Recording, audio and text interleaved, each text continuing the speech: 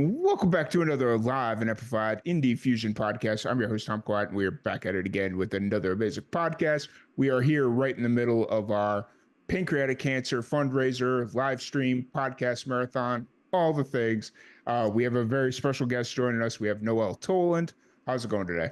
It's great. I'm so excited to be here. Thank you so much for having me. Absolutely. I'm excited to have you here. It's what, 3 times this year that we've sat down to do a podcast? Love it. I had to think about that for a second. I was like, because at first I was like, no, we didn't meet at CRS. And I went back and looked. I was like, nope, 100% we did. So yeah, 2 years in a row we hung out at CRS. And no, it was CRS and CMA Fest. CRS and CMA Fest. Yeah, that's right. Yeah. It's so excited to have you here. Excited to catch up. You know, you're staying busy. You're running around Nashville like I don't want to say a crazy person because you're not crazy, but you're just running around Nashville, doing everything. Yeah, running around like my head's cut off. There you go. That's a better way to do it. Yeah, I've been very busy. I released my new song, Nashville Numbers. You reminded me a month ago today, and it's been awesome. The music video, the in-studio video premieres tomorrow, which I'm really excited about. But yeah, it's been so exciting. And I love the community here. And we've talked about Nashville and how it's such an amazing city, but the community here is what makes the city so great. And just specifically the songwriting community. So I'm just so grateful to be here. And every time I play around, I get to meet other fellow artists and songwriters, and just very grateful to be here. For sure. There was one line in Nashville Numbers that originally it caught me off guard because it almost made it feel like Nashvilleville is a little bit of a cult. But then listening to you kind of explain it, I was like, nope, that's a lot better way to kind of go about it. It's slipping my mind right now, but I think what the line was something to the effect of, now you're just one of us, another Nashville number or something like that. Now you're just one of those Nashville numbers. Yeah. That was the last line of the chorus. Yeah, there's a lot of play on words that we have in the lyrics in terms of the Nashville number system, which the song was inspired by, but it's also a play on the area code here and a breakup where you've broken up with a guy or a girl and you just you can't have their name. How you might have put your name as honey or whatever in the phone. Now it's just delete. Right. And so now instead of they were your one and only, now they're just another number, really. Yeah. And I had a lot of fun writing the song and coming up with ways to try to play around with the vernacular of the Nashville number system. And the bridge specifically, the line is, I held out for a diamond, you held back your love. And in the Nashville number system vernacular, a diamond means to hold out on a note. So on a Nashville number chart, when you see a diamond, that just means you just play the chord. Yeah. And so, but in terms of our relationship story, it was like a girl's, she's holding out for a guy to propose and he doesn't do it. And it's kind of like, gosh, well, I'm wasting my time with you. See ya. Sure. Nice. See, now that all makes sense because in my head, I was just like, boy, that's either a really, really nice way to go tell somebody to go kick rocks or, that's. So anyways, so it's been out for a month now, Nashville Numbers. Yeah. How's it kind of feel to be in the full promo run of it? It's been awesome. And people are really receiving it well. And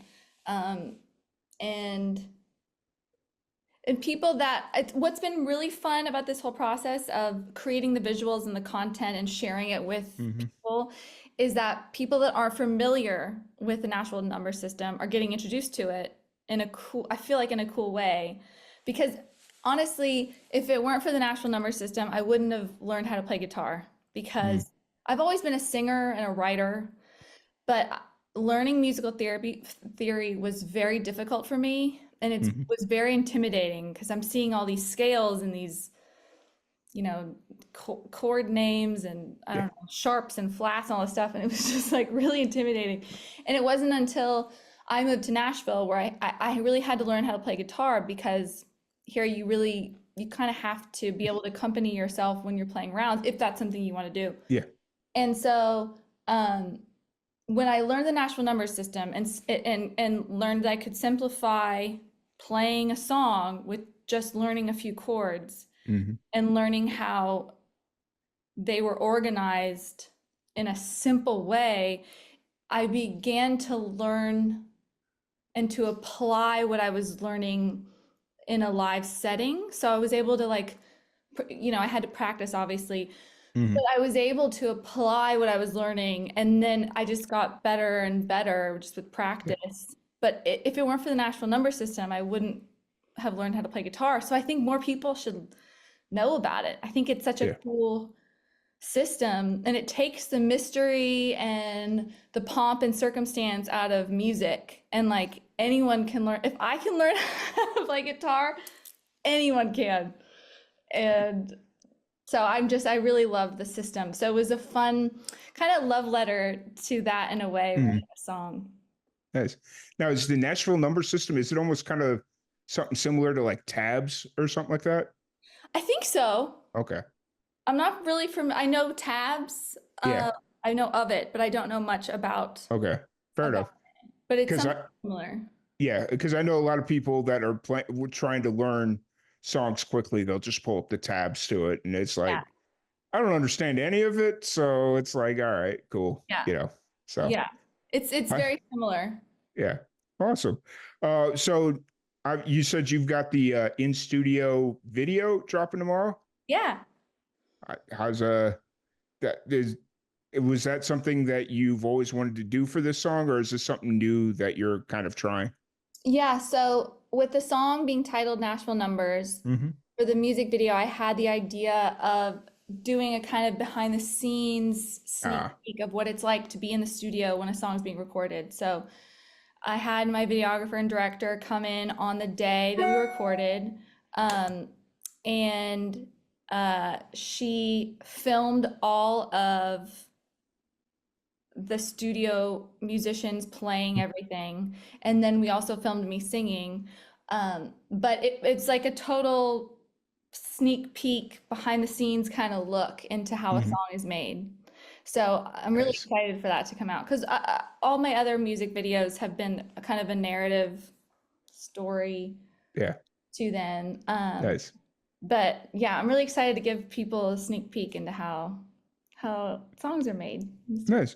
So it's almost kind of a throwback to the what was it, the MTV behind the scenes or whatever it was? Yeah. Nice. Except it's like an actual music video and not like a show about, Yeah. I miss MTV, don't you? I do. I've often told myself if Live and Amplified ever makes that kind of money, I would go to Viacom and buy the rights to MTV. Yeah. And tell them you can keep the Jersey Shore and all that stuff. I don't want it. Just give me TRL, give me Say What karaoke. Yeah. That was the jam back in the day. Yeah. I miss MTV. It was so much fun. Yeah. So kind of looking forward, obviously it's only been, you're still promoting Nashville Numbers, but what are you kind of looking at moving forward through the rest of the year? Yeah, I have a Christmas song that I released a couple years ago that I'm going to do some more visuals for to release that. Nice. I recorded Have Yourself a Merry Little Christmas. Nice. But I'll be promoting Nashville Numbers through the end of the year, in addition to my Christmas song. And then I do have new music that I'm going to be releasing in the new year, and potentially going back in the studio to record some more stuff. So really excited about that. Nice. Are you working towards a bigger project like album EP, or do you kind of just singles? Yeah, no, I want to do an album. I don't know what that will look like, because obviously there's more financial investment that needs to go into it. And because, doing a one-off single is a lot easier to do than a whole album. And it is harder, not just not just releasing a song. There's a whole kind of concept and strategy that has to go into the release of it and how you're going to market it, etc. So if I could have it my way, I'd be releasing album after album after album. Right.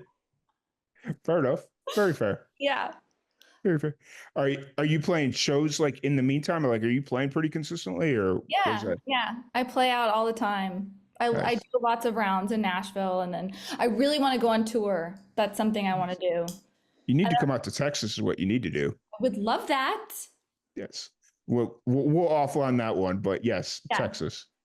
Count It's me in.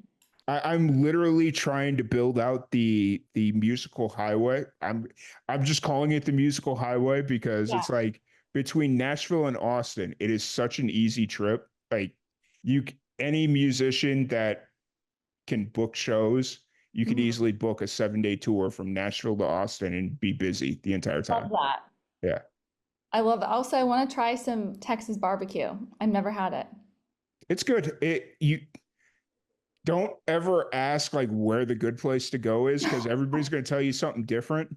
Yeah. Um, it honestly, it's all good. Like, just don't go to any mom and pop spot. Like, don't go to any of like Rudy's or Okay. any of the like Rudy's is good. I like Rudy's. I go there pretty consistently, but that's just because it's one of the few spots that serve barbecue breakfast tacos, Okay. and it's just like right there. But like any of the mom and pop spots are your safe bets. So Okay. Good to know. Good to yeah, know. yeah. And if there's a line waiting out front, you know you're in the right spot. So That's if the there, downside. I don't like waiting in lines. oh yeah, I know that pain very Yeah. much. Oh, it's so bad. It's like, oh, I want to eat, but no, it's so good. You got to wait an hour and a half. I So know. It's yeah, crazy. nice. So that's kind of the goal for 2025 is to hopefully set something up. Yeah. A tour and an album. Like, let's manifest it. Let's do it. I'm down. I will help you manifest it. Okay. And so, when you're not running around Nashville being a rock superstar, Oh gosh. You're too funny. what do you like getting into? What do you like to? What have you been getting into recently? Yeah, I'm a big reader. I don't know if you can see. Uh, Kind of a bookworm. But I love baking. I, mhm. I'm really into baking cookies. Kind of that's my forte, Okay. and Mhm. love trying new recipes. I think I might, I hate to say this, but I think I might make the best chocolate chip cookies on planet Earth. So, Well, next time I'm in Nashville, we might have to test that theory because I don't want to say I'm a chocolate chip cookie connoisseur, okay. but I have never turned down a chocolate chip cookie. Well, next time you're here, I'll make you some. Sweet. That it's just the down, yes, thumbs up. Just a thumbs up. That's all we need. Yeah, it's I've been trying to get into cooking a little bit more because I feel like it still satisfies. I know. It's a Wow. tough word. That was a tough one to get out. Satisfies my creative end, but it feels like the analytical side of my brain where it's like Okay. I just need like A, B, C, D, and you get F. Yeah. You get what I'm saying? Yeah. And so like cooking kind of gives me that. Mm-hmm. So I'm trying to Yeah. get back into cooking. Like I was really when I was in high school, I thought I was going to be a chef. Uh-huh. And then my mom's cousin kind of scared me out of it. Oh yeah, 'cause it's a hard job. Yeah. Oh yeah. I worked in lots of restaurants, and it's a very difficult job. Oh yeah. And he scared me out of it because he was like 55 and he hadn't had a steady job his entire life. Yeah. And it was just like it was always jumping from one place to the other. And I was like, yeah, I don't really want to deal with that. So Yeah, that's kind of how it goes. I mean, yeah. but if you can have the ability to do it and not have to have it as a job, it's a great way to be creative Mm-hmm. and then feed yourself and feed your Yep. loved ones. Oh yeah. It's my thing right now is I'm trying to construct the perfect pizza Okay. or perfect Chicago pizza. Let me Love that. preface that one. So Okay. That is my current goal. And then once I get that fixed and made up and all that, we'll figure out the next What's thing. on the perfect pizza? For me, cheese, sausage, pepperoni. Same. Yeah, Yeah. you don't need nothing else. You don't need no vegetables. My dad will sit here and say, "Oh, you need onions and peppers and all these things." It's like, nope, cheese, sausage, pepperoni. That's all you need. I'm with you there. Yeah, Yeah, I do pepperoni. nice, awesome, awesome. Have you, other than cookies, have you baked anything or tried anything new on that end? What have I done recently? I'm going to make this like crispy chicken, Mm, kind of like thinly, like you got to cut the chicken really yeah, thin and then you dip it in stuff and then, but I did not, it did not turn out well. It just turned, nice, so I'm learning. fair. I'm It's learning almost as like I go.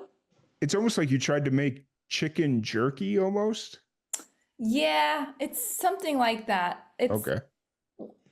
You kind of have to have, or what I've been trying to do is like you have a bowl of egg, Mm. and this is one thing about me. I don't like egg. I can bake with them, but I don't like eggs. And I think that might be the where I was like, oh, it was so yellow when I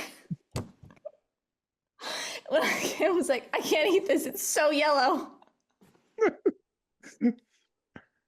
So It I don't know. happened. That's what my head was just like, oh no, like emergency lights went out. So yeah, I think it's just, and what I tell myself is, okay, this is the first time you're trying this, like give yourself some grace. Mm-hmm. That, But so I'm trying that, like a crispy chicken. Oh, I made a ribeye. Actually, I made a ribeye today for myself. nice. And I didn't burn the house down. Nice. So Hey, that works. That works. So a couple years ago, when I was living at home with my family, I was really like, I enjoyed going out on the grill and grilling meat. And so, since I live in an apartment complex, you're not allowed to have a grill unless you go out by the pool and you got to use the yeah, community grill, and who knows who's done what on that grill. yeah, So my sister was like, "Oh, hey, I there's like these indoor grills, and it's not a George Foreman, like Ninja makes like an indoor grill thing, yeah, and it just burns the hell out of your food, like, because it cooks it so fast yeah, that it's like, unless you're like really on it, it's like, oh yeah, my food's done, and it's been like 3 minutes, and it's like, it's yeah. a thick steak. What are we doing? So yeah, but recently I started pan frying all my steaks, and it's like, I'm I'm content with that. So Yeah, there's a trick like searing it properly on both sides, and then I guess hmm you have to I think the mistake I was making, I was keeping it on high hmm the whole time instead of turning it down. Because what I was doing is just like burning the whole house up. yeah, And and I saw I think a TikTok or some recipe of yeah, like, oh, turn it down after the second flip, and then you yeah, can do the butter basting stuff. yeah. That's So I'm gonna have to try the butter basting thing. Like I did grease the pan yeah. with butter a little bit, but I Hmm. wasn't doing like the basting thing. It And was I tried it for the first time tonight, and it was I liked the steak, and yeah, my dog Velvet loved it too. you didn't give her the bone or something, did you? No, it was a ribeye, so it was Okay, just not bone in. okay, I'm learning ribeye is like I think my favorite cut because it used to be fillet, but I think because fillets are thicker, mm-hmm, they've been harder for me to cook. okay, fair, I think that's the problem because with the ribeye, I can cook a ribeye, I think okay, because it's fair, thinner. yeah, Um, but I'm living, I'm learning. fair, very fair. Just doing your thing out in Nashville, cooking ribeyes, or Not yeah, burning the house down. not burning the house, because that was the first mistake I made when I pan fried my first steak. Was I forgot to set it out, so I was like, okay, well, I guess I'm cooking this thing frozen, and then But actually, you can cook steaks from frozen. yes, yes, yes, you can. But the thing was, I didn't crack a window, and my smoke detector went off for like 20 minutes because it was just like so smoggy in the house. The fireman came to my house once. I swear, I swear. I was so embarrassed. I was like, I'm so sorry I burnt a steak. I'm so sorry. It was horrible. They were probably like, honestly, that's not the first time. I So know. They literally looked at me and they rolled their eyes and they just walked away. I was like, I'm so sorry. My dog was freaking out. what is it? Do you have it set up to like when your smoke detector goes off, it This calls? was when I was in LA. Okay. And they came. And yeah, I think there was an issue. I didn't know. I think I missed the phone call. Yeah. I think it was like supposed to sync up to that, and I missed the phone call. And then, but yeah, in Nashville, the smoke alarm has gone off a couple times, but then I just say that I've been called and I just say, no, I'm so sorry. I burnt a steak. And they're like, okay. Yeah. Fair. Luckily, none of my smoke detectors are linked up like that because they'd be calling me all the freaking time. Yeah. Like it's so hard. Right. So, but once again, I do want to thank you so much for joining us on the Pancreatic Cancer Fundraiser. It's been an absolute blast. I always enjoy chatting with you. So Thanks so much for having me. I always would love getting the time to chat with you, yeah, and I so appreciate you having me on. even when I mispronounce your name, I forgot. What did you say again? Noelle Toland. I love that. Yes. It was a moment of, I think you were like the last interview of CRS. My brain was so shot, and it was just, yeah. I remember being like, oh, I'm just gonna go hang out with Tom. Do you remember that when I was just like came over and like, I'm just gonna hang out with Tom. I just sat there, I was like, what's up? Hey, it was a good time. Are you going to be at CRS again this year? So. Okay. Yeah, I should be. I assume I am. It's really early. Maybe it's not really early. Maybe last year was late, but I feel like mid-February is like really early. Oh, that is early. Yeah. Because I want to say it's like February 16th or something. Okay. It's like, cool. Now I've really got to look out for weather on that one. It's going to be cold probably. Yeah. Because I remember it was like at the end of February, beginning of March, and it was like, cool, don't got to worry about it. But now it's like mid-February. I'm like, all right. I know. I guess I will leave the warm climate of Texas and come up to Nashville. I remember that. Yeah. But I really appreciate it. Thank you so much for always being so supportive, and I always enjoy chatting with you. So thanks so much for having me. Yeah, absolutely. Once again, thank you everybody for tuning in. We will be right back with our next guest.